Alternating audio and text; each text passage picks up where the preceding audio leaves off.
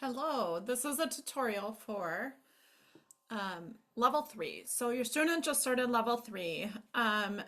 It's going to be very important that they get in the habit of doing their extra practice work. So the extra practice work, if your student does it consistently, will cut off about 6 months worth of tutoring, just because we will have not as much review that we have to do. Your student will be able to move forward at a quicker pace. So let's get right to it.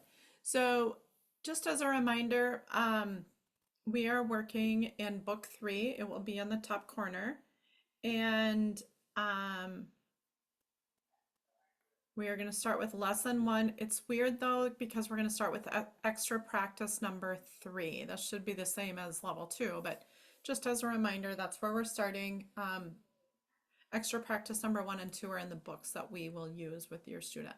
Okay, so read a phrase in the first column. Decide if it's a who, a did what, or a where phrase. Draw a line to the same type of phrase in the second column.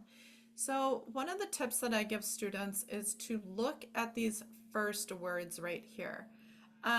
We have at the end and at has loft. Those are both going to be indications that that's going to be a where. Let's see, we'll finish this. A band and the golf champ will be the same. Doesn't match up exactly, but and the are always going to be indications for who. So, sorry, I would put who. It's going to be hard for me to do. Who. And this is going to be a where. So you would just put where.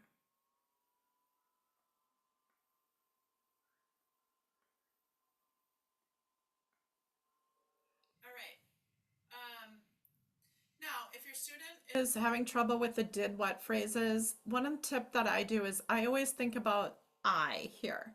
If you can say I in the beginning here, I did act, and that makes a complete sentence, well, now you know that you have an action. This is your verb. This is your did what here. I lent a hand.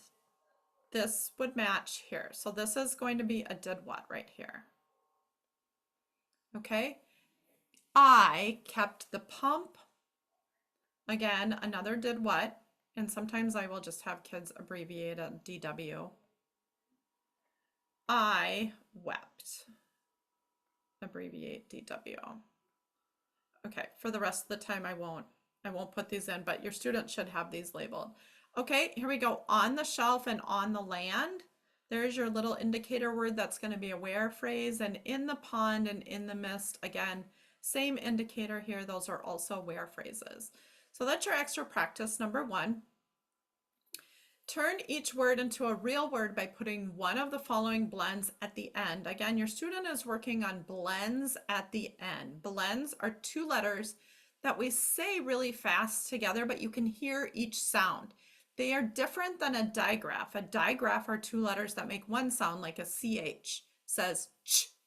These blend together sort of like if you have a smoothie, and if it's a strawberry and banana smoothie, you can still taste a little strawberry and you can still taste a little banana. Same thing with these blends. So this might be fast, list, ant, chest, best, mist, fact. I would do a CT here. There aren't a lot of those. Lint, act. They need to be different on each side. So if this side was ant, this side would be act. Quest. These would have to be the same, I think. Quent? Not a word. Yeah, these are going to have to be the same. I suppose it's different because one's CH. Bent. If this was best, this would be bent.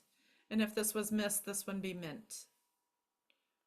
So I guess this one is the one that has both the same. Okay. Change the order of the letters to create a real word with a blend at the end. So your student should be able to start to recognize what a blend at the end would look like. So it's probably not going to be a G and an F. That's not something that we see in our language. So we know for sure we've got the I, we can cross it out. And in this case, we've got the F and the T. Okay, so that leaves the G in the beginning, gift. This is best, band, milk. This word is, in fact, not fart. This word is raft. So fart would be a much higher level word because it has a vowel R in it. So this word is, in fact, raft. And this word is best. Okay, so that is the extra practice pages. The other thing your student has to do is the fluency drills.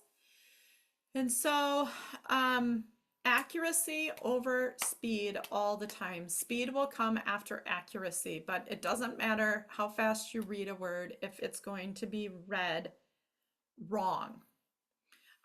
So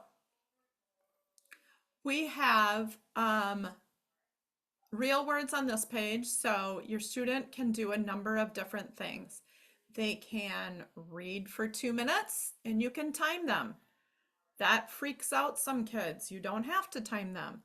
You can just have them read accurately as much as this whole page. Maybe circle the ones that are not accurate, and you can start to see, is there some sort of pattern occurring? Like, do they read hemp and bump both wrong? Okay, so then that would tell me that an M and a P next to each other are maybe a little bit challenging. Do they read bump and must wrong? Are they saying those with the wrong vowel? Well, that would be a good clue for me as well. Is your student mixing up B's and D's? They should absolutely, they know how to check. They learned how to check for what we call balloons and pigs. They have to check for balloons and pigs. Every single one of these, they should be checking for balloons and pigs.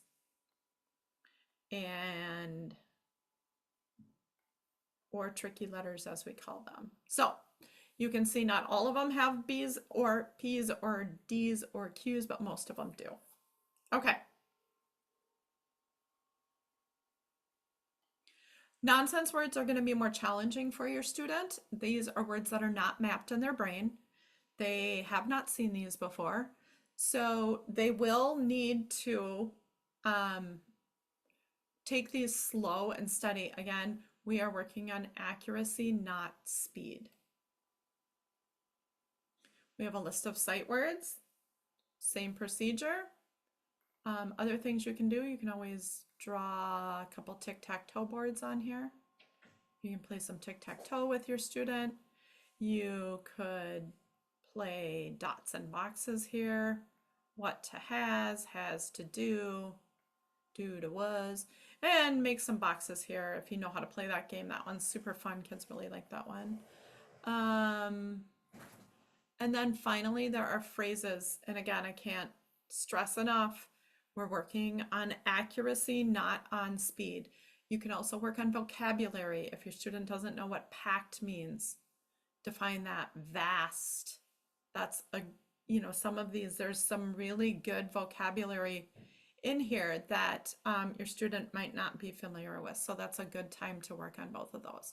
So the sooner that your student can get into the habit of doing their practice work,